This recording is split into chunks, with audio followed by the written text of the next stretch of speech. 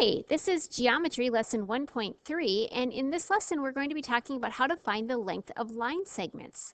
We're going to begin with postulate 1, which is called the ruler postulate. And what that says is that the points on a line can be matched 1 to 1 with real numbers. And so if you have point A and point B on a line, this could be put on a number line.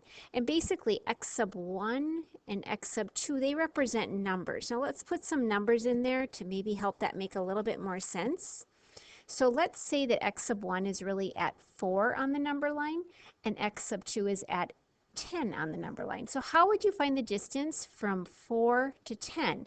Well, if you remember back, you would just subtract those numbers. So 10 minus 4 is 6. Well, in geometry, we have the technical definition of the distance between 2 points, and that is given points A, located at x sub 1, so that's just saying the location, and B, located at x sub 2. The distance AB between them can be found by subtracting the two numbers, and then you take the absolute value. So let's just put those values in. So x sub 2 is 10.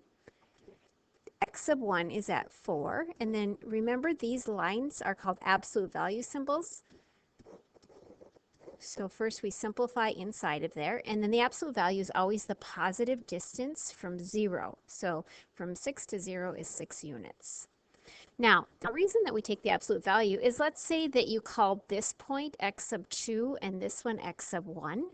Well then, when we put those in, we would have 4 minus 10 if the x sub 2 and x sub 1 were just in different order.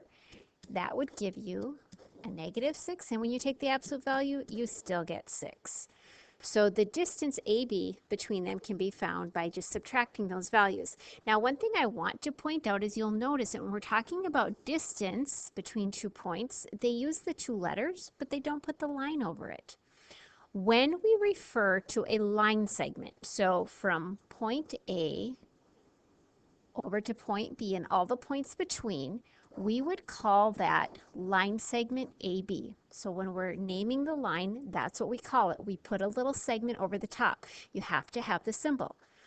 But when you are referring to the distance or the length of AB, we don't use the line over the top, and the length of AB is 6. So important to note the difference there. This refers to the symbol or the line segment AB, and AB without a line refers to the length of AB. Now, I want to go over a few examples here. This is not in your notes, so I just want you to watch. So it says, use the number line to find the indicated distance. So like in number 12, it says this, remember, you don't have a line over it. So what that means is the length of JK. So JK, J is here, K is here. So what we're going to do is we're going to subtract those values. So minus 3 minus a minus 8. We subtract we take x2 minus x1. That would give us, let's see, 2 negatives make a positive. That would give us the absolute value of 5, which is just 5. Now, with something like this, you could certainly just count how many units. 1, 2, 3, 4, 5. 5 units. So you could just count when it's easy like that. But the formula is there for times that we can't just count on a number line. Let's do one more. So let's do this one. This means find the length of LM. So from L to M. Well, we could just count 1, 2, 3, 4, 5, 6. Or we could use a formula. M is located at 7. And L is located at 1, and we subtract those, and you get the absolute value of 6, which is just 6. So that's 6 units, which is what we got when we counted. So you'll do some problems like that on your homework. All right, here's another one that's not in your notes, but this is really important to help you understand the concept that we're going to be moving into next.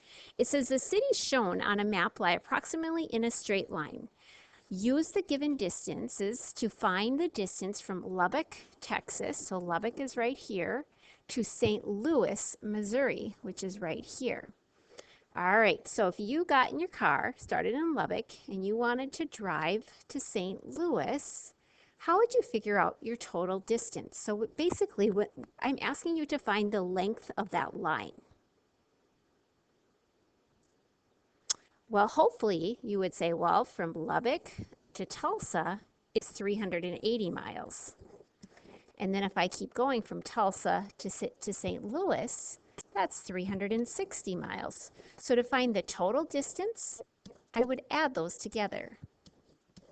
So I would come up with 740 miles. Well, what you are actually doing in that problem is applying the segment addition postulate. What that says is if point B is between points A and C, so we have B somewhere between the A and the C, then the length of AB, which is from here to here, plus the length of BC, which is from here to here, would equal the length of AC. So that would be the whole segment. So this is called the segment addition postulate. So highlight that or underline that. That's important that you know the name of that. So basically, I always like to think of that as the two parts. When you add them together, make the whole. Okay? And a couple things to make sure you understand is that when it says between, that means just somewhere between points A and C. That word between just means that it's between there somewhere, not necessarily in the center. So that's important to understand that and to see that distinction. No line segment symbols are used when describing the lengths of segments. So notice that we're talking about the lengths of the segments. So let's do some problems with this. It says find the indicated length. We want to find the length of GJ, which is this whole segment. So you can probably look at this and say, well, it's 8 from here to here, 8 from here to here. That would be 16. If we were going to be technical and use the segment addition postulate, the length of GJ would equal the length of GH plus HJ. Well, GJ is what we're looking for. What is the length of GH? We know it. It's 8. What is the length of HJ? We know that is also 8. So if we simplify that, we end up with knowing that the length of GJ is 16. So that is the algebraic way of doing that problem. Just one more quick problem. What is the length of NQ, which is this whole length? Well, the length of NP is 4. The length of PQ is 17. 4 plus 17 is 21. Let's do another one real quick like here. It says find the length of ST. Now this is a little different because we're missing just a part of it. So again, going back to the segment addition, we know that the whole length, which is RT, is equal to the sum of the two segments, the length of RS plus the length of ST. And then if we substitute in the values, the whole length is 37. RS, the length is 18, and we don't know the length of ST. We have an algebra problem here. So to solve this, we want to get the ST by itself. This is a positive 18, so we would subtract 18 from each side. So ST is equal to 9. How about 19? ST is equal to 19. So if the whole thing is 37, from here to here is 18, we would have to subtract 18 from 37 to find the other part. All right. Let's go to the next slide here. It says find the length of AC. All right, this is not quite as simple as the other ones because we have some x's mixed in here. We have some algebra. So we rely then on the segment addition postulate, which says that the two parts will make the whole. So AB, the length of AB plus the length of BC will equal the length of the whole part. So when you do this, what I like to do is set up an equation. The whole is 4x plus 4. And what does that equal? Well, it equals the two parts. So 14 plus 3x minus 4.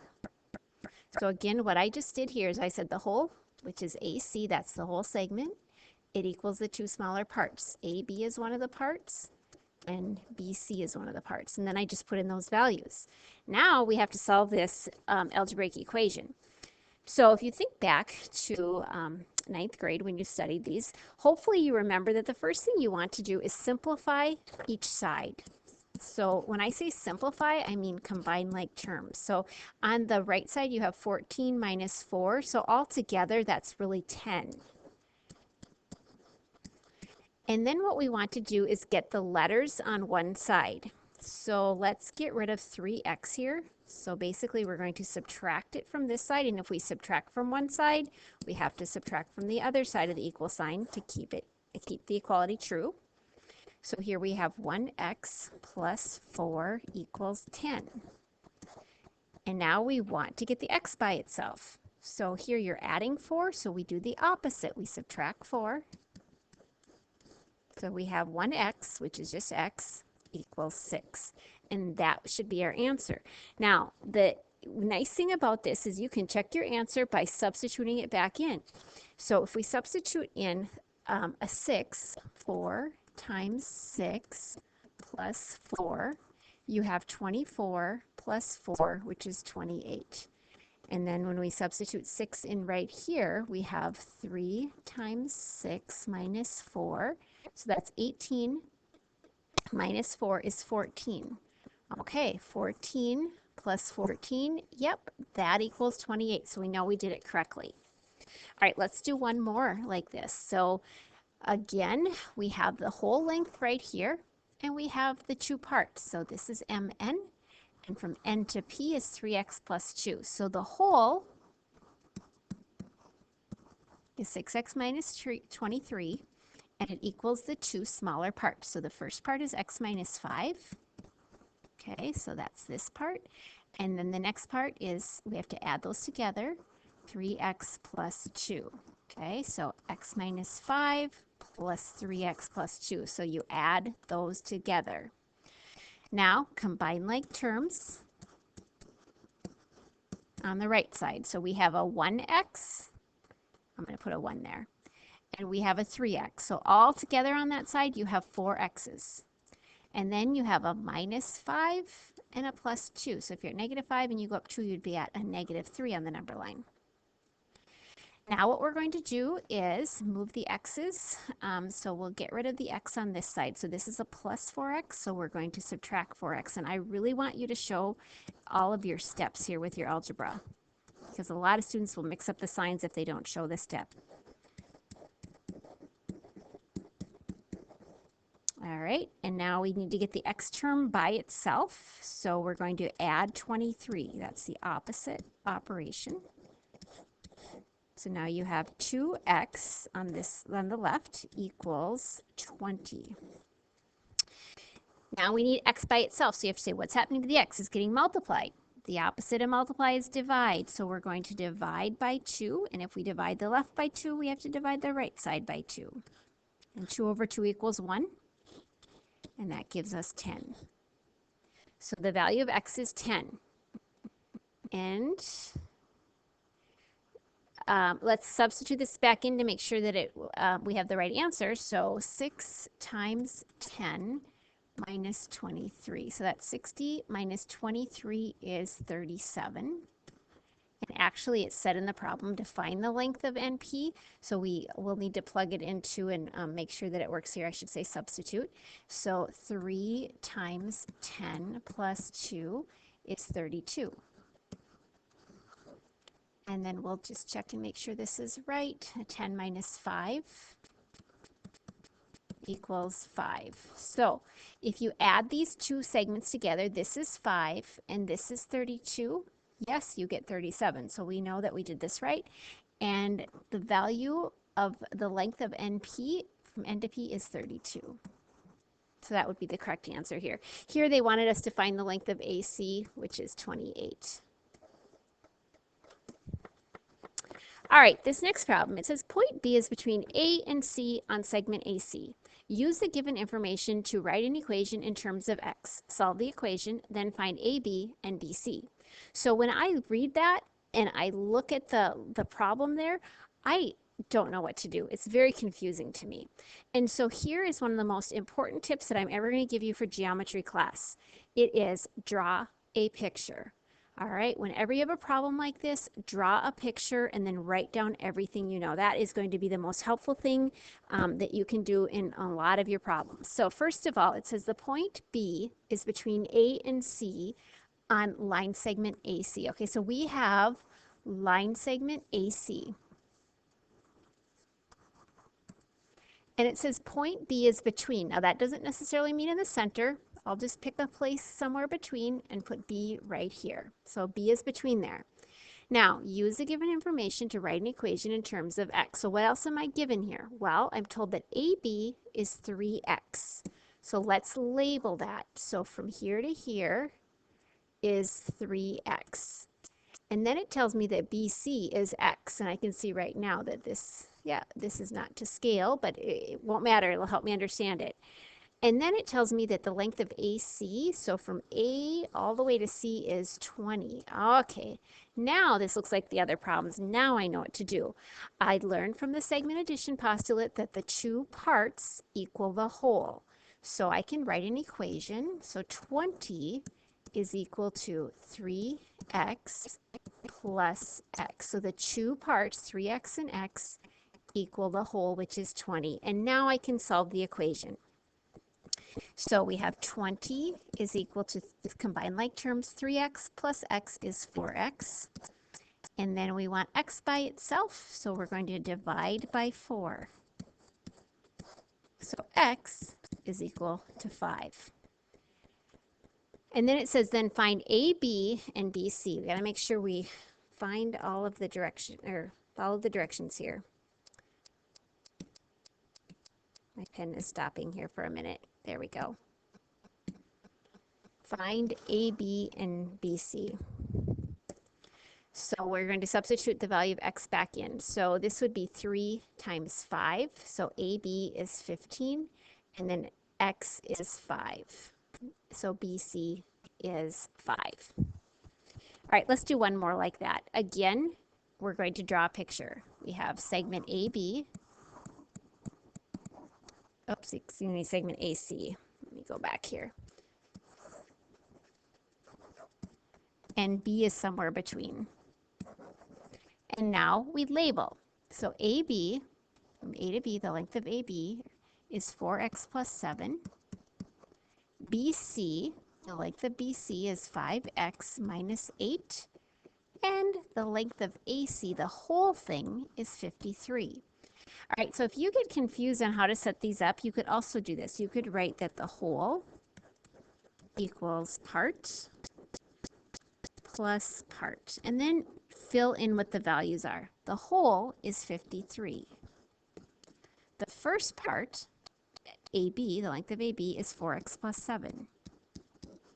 The next part we add will be 5x minus 8. And now we solve that equation. So we have 53 on the left, and then we're going to first combine like terms. 4x plus 5x is 9x, and 7 minus 8 is a negative 1. And now we want to get the x term by itself. So instead of subtracting 1, we'll add 1, and we have to add 1 to the other side. Okay, so then we have 9x equals 54. And to get the 9 by itself, or the x by itself, excuse me, we're going to divide by 9. So x, 54 divided by 9, is 6. And what did they want? They wanted us to find AB and BC, so we'll have to substitute 6 back in. So 4 times 6 plus 7. So 24 plus 7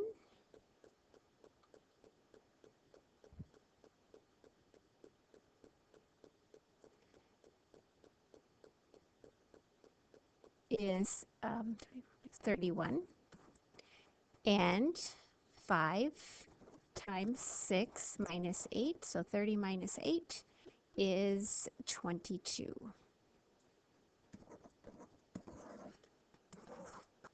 All right, I was looking at my notes and I had it set up a little bit differently, so I kind of had to double check that, but that is correct. So AB is 31 and BC is 22.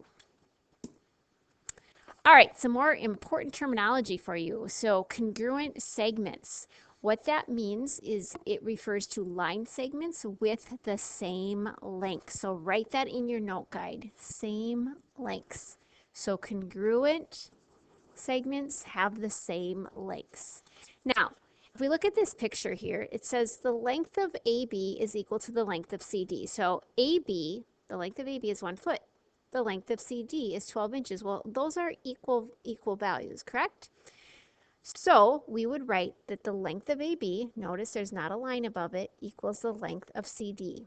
That's referring to the lengths. Now, if lengths are equal, then we say segments are congruent. And this is your symbol for congruent right here. My board is struggling today with the highlighter. It's an equal sign with a little squiggle. And we make these little, they're called tick marks to denote that. A little mark here. Come on, pen.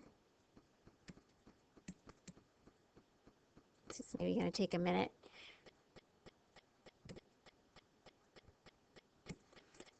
Well, I made 2 because I scribbled twice. So if I make 2 here, I make 2 here. I could have just made 1 little mark here and 1 little mark here.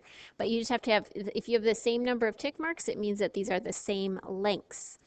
So only numbers are equal.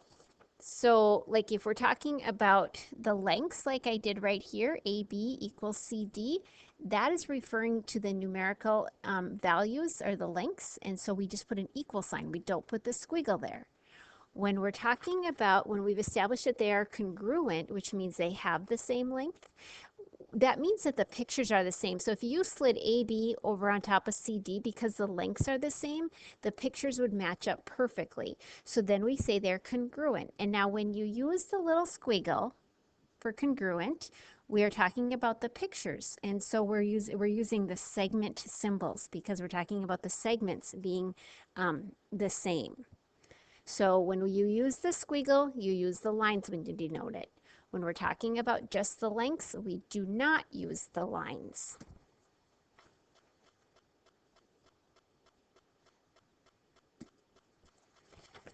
So this is not in your notes, but here's another example. You may see a question that says, are line segments AC and segment BD congruent? Well, to decide if they're congruent, you first have to find out what the lengths are and see if the lengths are equal. So the length of AC, so from A to C, let's see, this is counting by 2s. So this is 5 right here. So we'll use the formula 5 minus a minus 2. And 2 negatives make a positive. So that gives you 7. So that would be 7 units. The absolute value of 7 is 7. The length of BD, and again, notice I'm talking about the length of them, so I don't put the line on. So from B to D, okay, so this is at 3, and D is at 10. So 10 minus 3 is 7 also. The absolute value of 7 is 7. And so what we have here is they're both 7, which means that the length of AC equals the length of BD. And therefore, we can say that segment AC is congruent to segment BD because their lengths are equal. So here, this means same length. Okay, and then this is congruent, which means basically that the pictures are the same. You could take AC and slide it on top of BD, and it would be the same length. All right, little new concept here. Midpoint. A midpoint is a point that divides a segment into 2 congruent segments. And remember, that means that there are 2 segments that are equal in length. So if you have a segment, let me just draw a line segment right here. Okay, we'll call this segment AB. The midpoint is right smack dab in the middle. And by definition, it divides it into two congruent segments. So the length of AM would be equal to the length of MB. So I would say that this segment and this segment have equal lengths, and M is the midpoint. So the midpoint is a point that divides a segment into two congruent segments. All right, then we have a segment bisector. If you bisect something, you break it in half. So a bisector can be a point, a line, a ray, or another segment that intersects or bisects a segment at its midpoint. So here we have segment AC. All right, there's segment AC. And here you have a line L. So line L is breaking through it right here at this point here. Now here's the thing, because it shows that you have two tick marks here from A to B, and from B to C you have two tick marks, it means the length from A to B is the same as the length from B to C. That means that this line goes right smack dab through the middle, so it's called a segment bisector. So this is a segment bisector. Okay? And it's a segment bisector when it goes through a line at its midpoint. So B is the midpoint.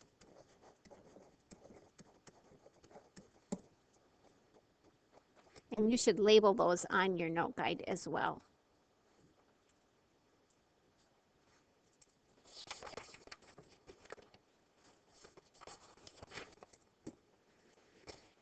All right, let's just do one problem using that definition. It says Q is the midpoint of segment, line segment PR. What are the lengths of PQ, QR, and PR?